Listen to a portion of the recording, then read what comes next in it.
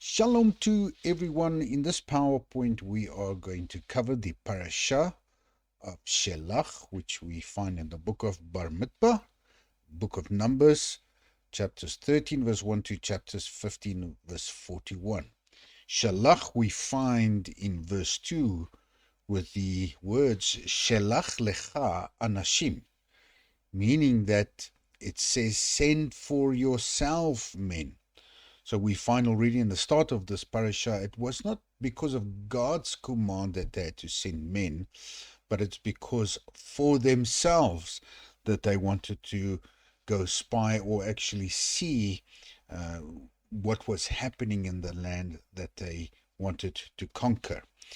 Now, there are always the same issue or challenge within each parasha, that there are almost so many topics that one can cover. And this week I want to cover again the idea of the spies, that they're seeing with faith, seeing not basically with faith but with fear. And in the previous two parasha teachings, I spoke about the idea of the reality of your perception, which we'll cover uh, in this parasha as well. And then basically in the first parasha a few years ago, we spoke about seeing beyond hopelessness and the sight of versus insight. But coupled to this seeing with faith and not with fear, I want to cover and look at the mitzvah, or the commandment of the tzitzit, which is basically actually a vision and a covenant reminder in really a distracted world, specifically in what is happening currently in our world, not just in the idea of these war and fighting going on in various countries, but the war, the spiritual war, actually also happening within families, within individuals, within businesses, within economies, and it really becomes a distraction. So, starting with an overview in Parasha Shelach, we see that Parasha Shelach tells the story of 12 spies sent to scout the land of Israel. And as we all know, 10 returned with fear and 2 with faith. And the people panicked. They rebel, and God decrees that this generation that basically rebelled will wander for 40 years, and then the new generation will basically enter the land that they feared, or with fear, to go in. So, and then we find also, before, almost at the end of the parasha, we read of a man that's gathering sticks on a Shabbat, and he is put to death, reinforcing that even in the wilderness, God's law are binding. Now, the reason I'm basically reminding us about this in the end, because just after that we find then the mitzvah, or the law regarding wearing the tzitzit. And normally we would, and in a previous teaching I mentioned that it basically mentions really right after the man that gathered the sticks on Shabbat and he's put to death, and we find then this mitzvah of the tzitzit given to the nation of Israel. But there are a deeper revelation that we can basically connect the commandment of the tzitzit to the beginning of the parasha with the 12 spies. And this is what we will look into this teaching, is connecting the mitzvah, or the commandment given to the nation of Israel about the tzitzit. So the answer reveals a deep spiritual truth about human nature, perception, and the battle of faithful living. And that's why it ends then with the commandment of the tzitzit. So the outline of the parasha Shelach starts in chapter 13 with the spies that were sent and their 40-day mission, and the negative report that they brought back to the nation. But it's far bigger than just a negative report, but their ability that they influence the nation with their comments, and then basically the 10 spies really being the foundation of the nation rebelling. So there was a national panic and rebellion, and then God's judgment and mercy that we find in chapter 14, and then the laws for the future generation. Now it becomes very important. Why is the laws then immediately given after judgment and mercy? What we can say, God's judgment was placed upon the previous generation, and just after that in the text they are given then laws for the future generation. And it was basically to demonstrate that the land is still going to be conquered and it is still going to be inherited, but not for this generation, but for the next generation, and therefore already laws given now for the next generation. And then it talks about the Sabbath violator, and then, as mentioned previously, immediately after this verse of the Sabbath violator, the commandment of the tzitzit was given. The commandment of wearing a tassel was given. But we want to explore the idea of connecting the command of the tzitzit right to the beginning of when the spies were sent. So when we talk about the subject of fear versus faith, we need to just understand or look at the text and find, what did the spies see? All 12 of them, what did they see? So what we do find in the text, that the spies saw the same land, but their interpretation differed. So we got 12 spies, and 10 sees with a different lens, and 2 of these spies, Joshua, Caleb, sees with a different lens.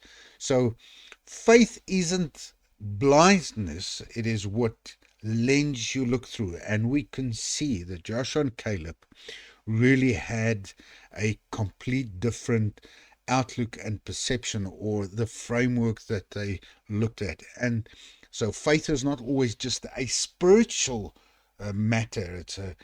It's something very spiritual, but it's also something that is very practical in everyday's life. That faith means that we have to look at certain things through a completely different lens, not through a lens of fear. So fear then caused an entire generation. First, fear caused 10 spies to influence a whole generation, and this entire generation to lose their identity and lose their inheritance unto the next generation, because of this fear creeping into their outlook and their lens that they look through.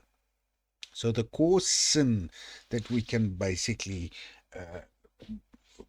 look back at is the perception, the way that they perceived first the 10 spies, and then basically the nation letting this fear, or allowing this fear to influence their outlook as well. So we would start with, how did this influence? And they commanded, the 10 spies said, they were like giants and we were like grasshoppers in our own eyes.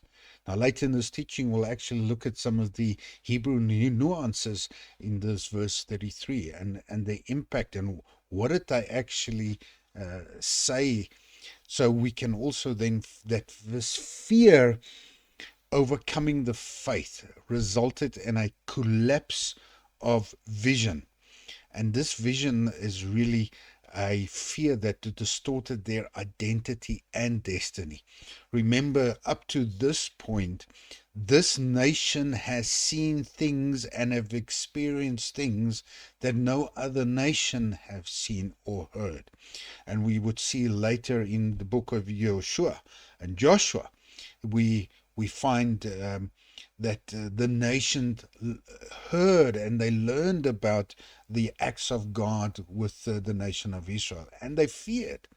So we can already see that by letting fear allow fear in your life, sometimes it can immediately distort your identity and destiny as it did with the nation of Israel, forgetting what they were called for, forgetting where they came from.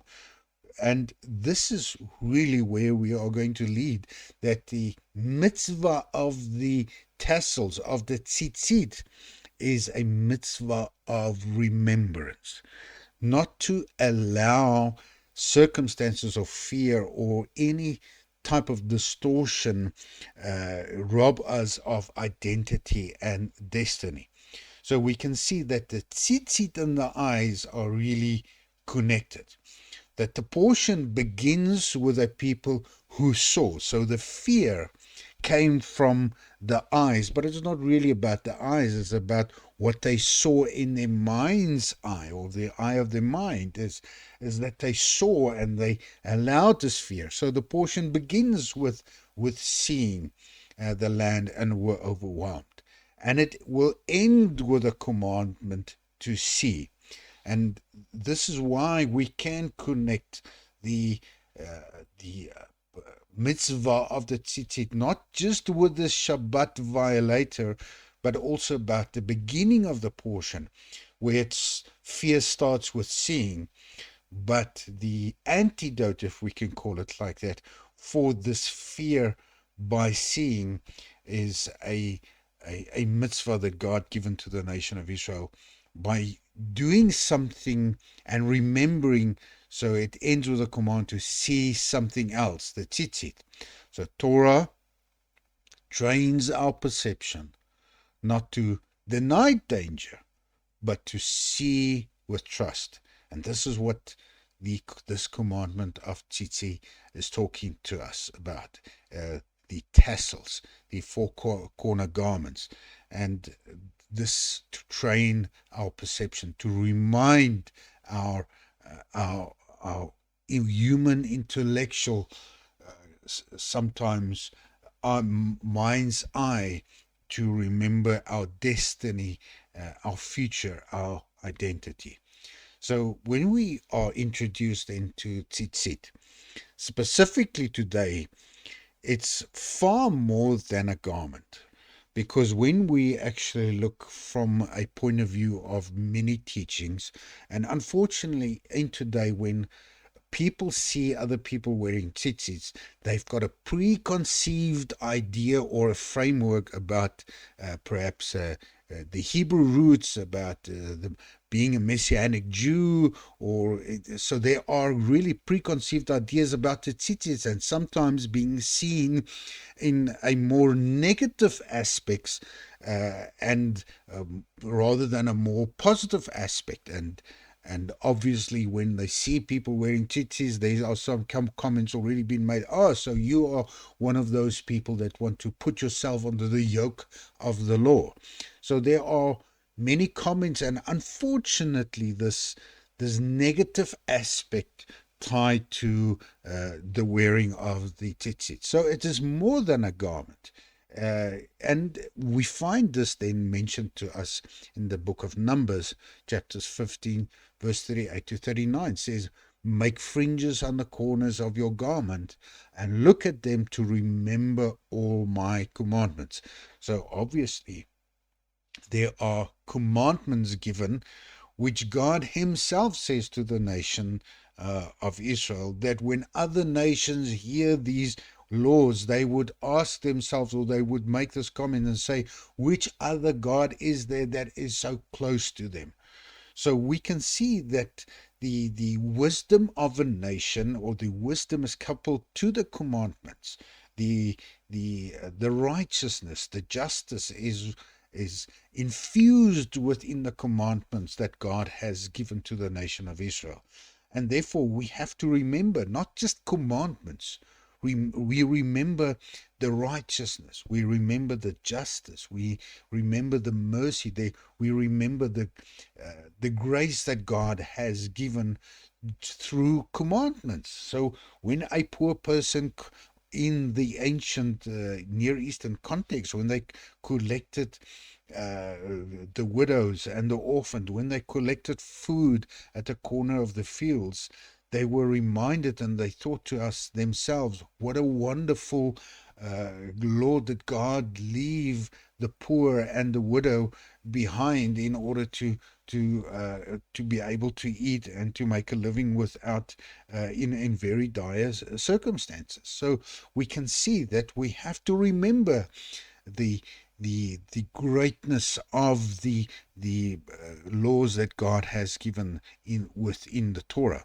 So this is not a decorative commandment. It is not. It's far more than just wearing something to as an visual identity, which unfortunately this has also been done for with today, is that it has been wearing and been done for other reasons than remembering the commandments.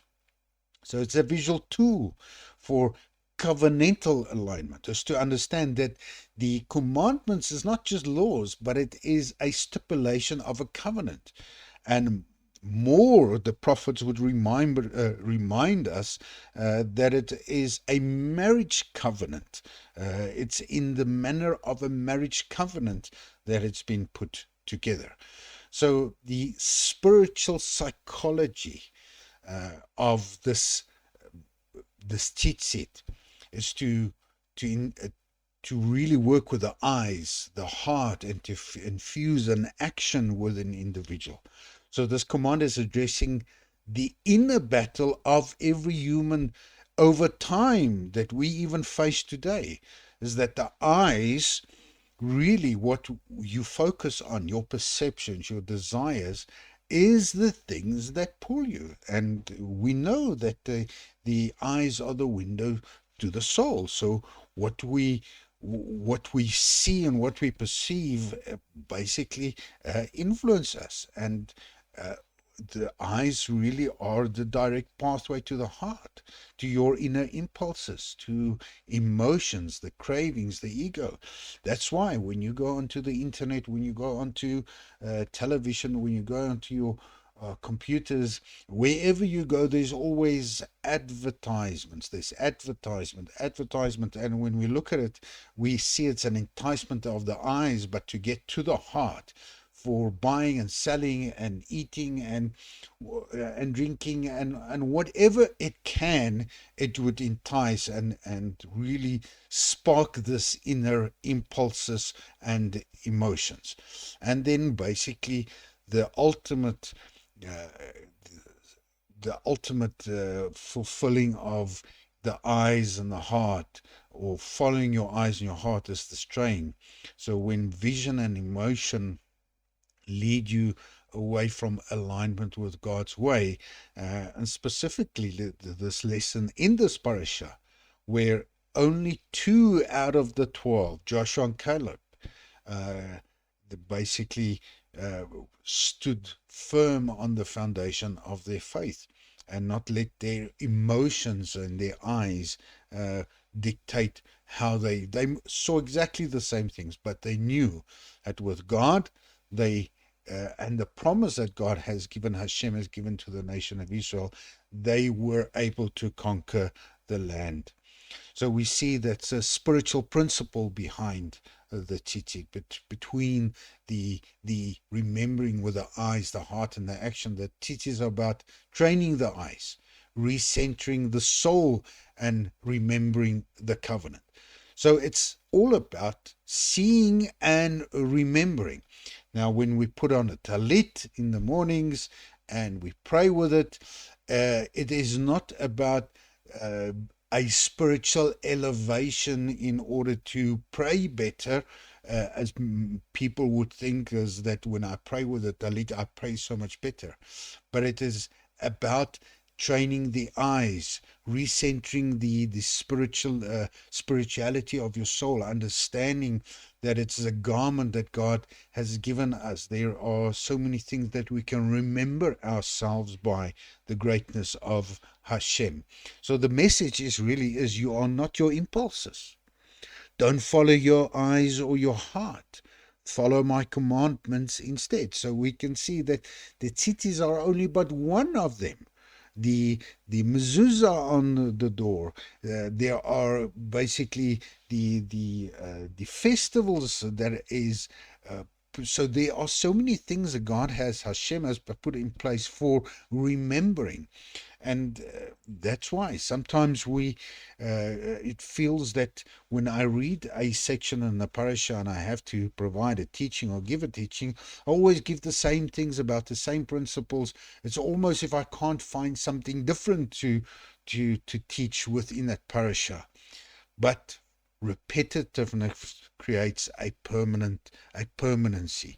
So we have to remind ourselves continuously about certain spiritual principles and practical principles in order to make it permanent even with ourselves. And that's why we're doing this teaching. That's why we talk about the tzitzit, that it's not about a legalistic law to fulfill, but it's rather a message. Our eyes, our heart, and our actions, that we are not our impulses. And even today, this is probably the biggest battle uh, of all righteous people, and even the unrighteous, is that to fight against this inner impulses. So, and this principle then applies to all people. So, even if the mitzvah is written specifically in the Torah about speak to the sons of Israel to make them fringes on the corner of their garments, referring to the Hebrew word that it was the male Hebrew, but and hence the fact that it is also then been worn by mostly male, and there was also a lot of other basically applications of the tzitzit. But this principle applies to all people, not just to single, but to men, to women, to children, to the whole nation. And this comes from the fact that the word tzitzit, the gematria 600, plus the way that they have made the tzitzit, was 8 threads with 5 knots, and it brings us to basically 613. So the tekelet, the blue thread, does it represent the sea, the sky, the heaven, or even God's throne, or all of them? It's about remembering. It's about remembering. So tzitzit triggers the remembrance of God's greatness through His Torah. Remembering leads to doing. So we see that the spies and the tzitzits can be connected. Within this parasha, we can connect the two principles, and basically it's a spiritual antidote to the actions of the spies. So the spies were ruled by what they saw. The tzitzit train you to see with faith, not fear. The mitzvah is given right after the great national collapse because tzitzits are the medicine for missing. So we can see it is not intended to be worn so that I can proclaim myself as either a Jewish person or as a Hebrew root or as a Messianic Jew, far from what it has been intended for. It's intended for the remembrance. So we see this even when we keep on reading the New Testament. We see that we find the principle of the tzitzit even in Matthew, the book of Matityahu, that a woman touches the fringes of his garment, meaning the tzitzit, and is healed. And she wasn't just touching a cloth. She was reaching to a covenant principle, that she was covered under the covenant. She was reaching with faith. But it reminded her, when she saw that, it reminded her that I'm a covenant child. And she reached out to touch the tzitzit. So reached for obedience, wrapped in compassion. That's where the healing came from. And that's what we need to sometimes reach out with, as this absolute obedience wrapped in compassion, in our spiritual growth. And this is where our healing, our wisdom, our our growth would come from. So even in Mark, they begged to touch even the fringe of his garment. So Yeshua wore tzitzis openly. His very garment testified that I was not just Jewish by identity, but by practice, by culture, and by faith. And this is what we would need to remind ourselves today. It's not just for any other reason. It's not to boast about anything. As we would see that even in the New Testament, we find that the tzitzis were made they were made, fringes were long to be seen by others. It was, unfortunately, in today's culture is also the same. It's been worn for the different reasons, and we can see from certain pictures that even this has been distorted. So Yeshua didn't rebuke the mitzvah itself, but he rebuked the hypocrisy that was behind some of these actions. Not how long your tzitzis are, but whether your heart is really tied to truth. So now the fact that I'm wearing a tzitzit, or that I am wearing it, is not for others, but for myself. It's for myself, tying myself to the truth, but it's not to show others that I'm tied to the truth. Far from it. So sometimes we have to reevaluate sometimes what things and why we are doing what we are doing. And we see more than anything today that our eyes, they do need anchors, specifically in this world. So in this world, there's a constant visual input. So tzitzis can help us stand, as Torah answers, let your vision lead you to me, not away from me. So remind me of some of these principles. And this biggest principle where he said to the nation of Israel, be set apart, be holy, because I am holy. So be set apart because I am set apart. So the tzitzit teaches what your eyes consume, your heart will follow. So may we consume ourselves with a remembrance, not just of the tzitzit, but of a mezuzah, with tying it as a sign on our arm, on the frontlets of our eyes, wherever we go. May the Torah be our vision to lead us closer and keep us closer on the path of righteousness. So Parasha Shelach is full of rich Hebrew language nuances that deepen the meaning beyond what's normally just seen in a translation.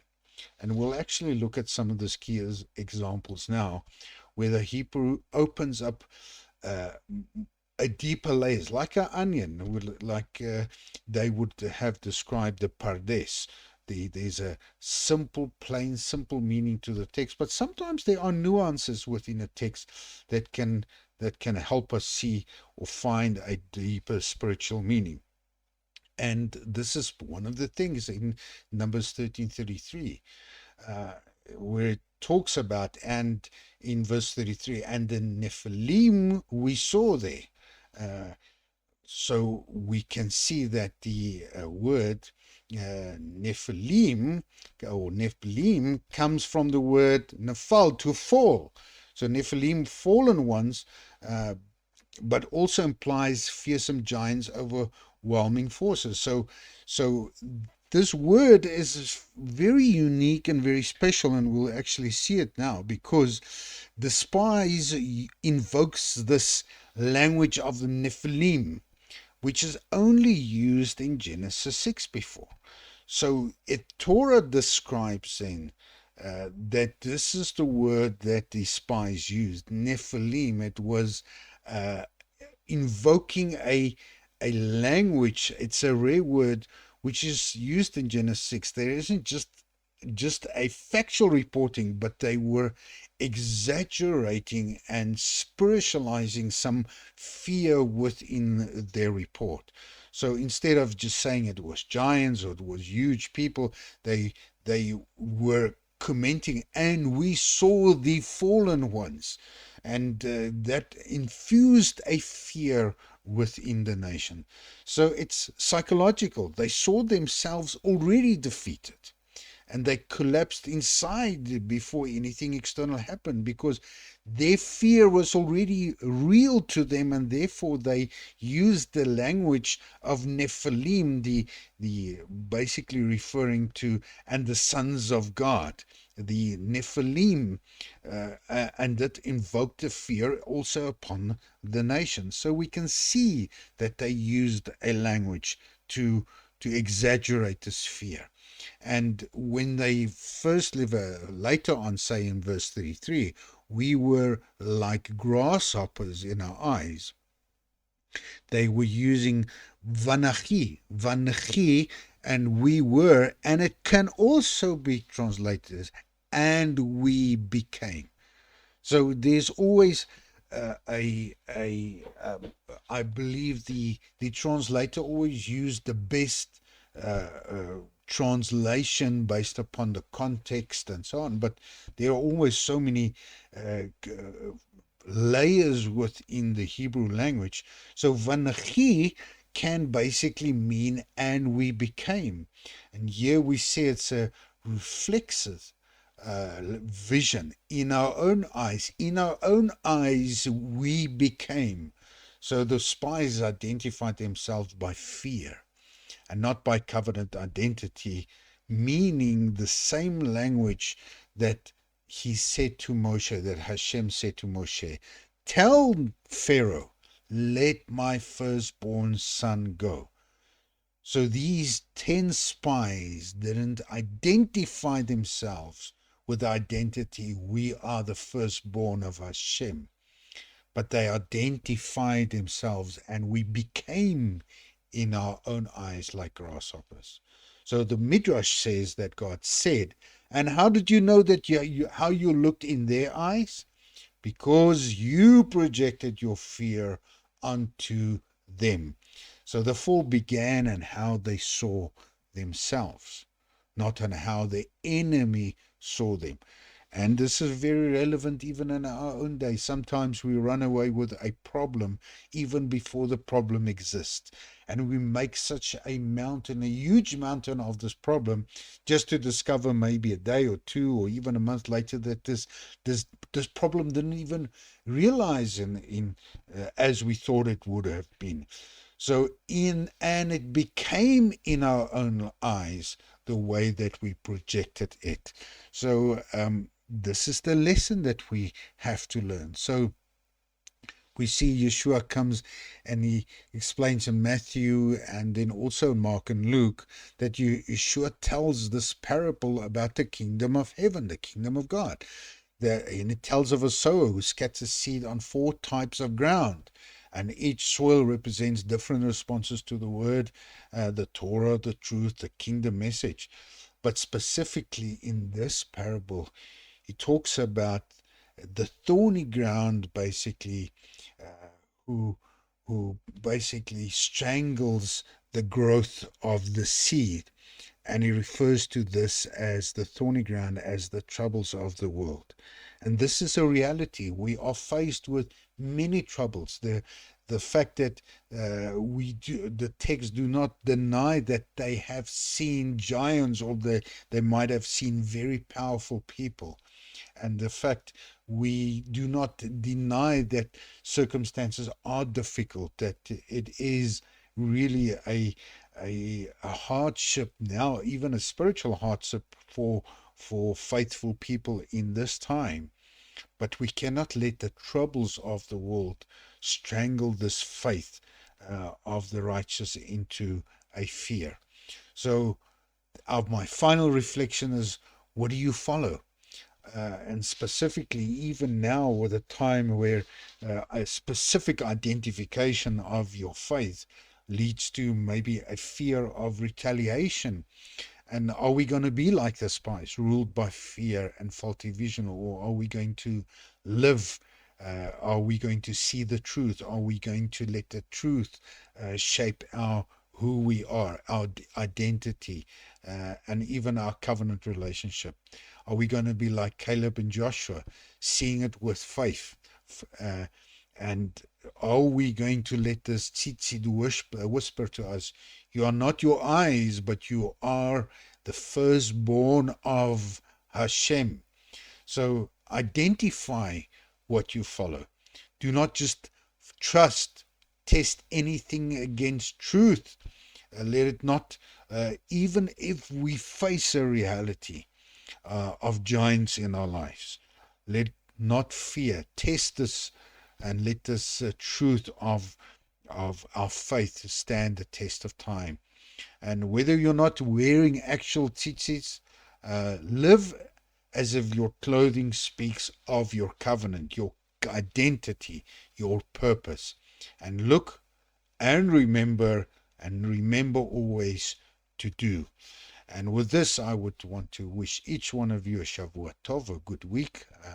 And during this difficult time, we want to ask that each one of you would set out a day of prayer for the peace of Israel, of Jerusalem. May God grant his time to come to send the Mashiach, to set up the kingdom of God. And with this, we want to wish each one of you and the nation of Israel a peace, and saying, he who makes peace in his heights, may he make peace upon us and upon all Israel. And we say all together, Amen. Ose shalom bimromav hu ya'aseh shalom aleinu ve'al kal Israel v'emru Amen.